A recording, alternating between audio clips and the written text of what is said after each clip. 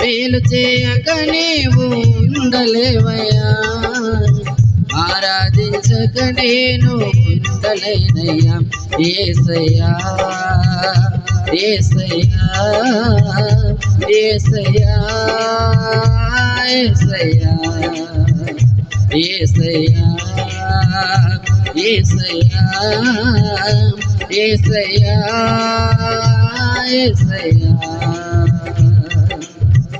మేలు చేయక నీవు ఉండలేవయ్యా, ఆరాధించక నేను ఉండలేనయ్యా.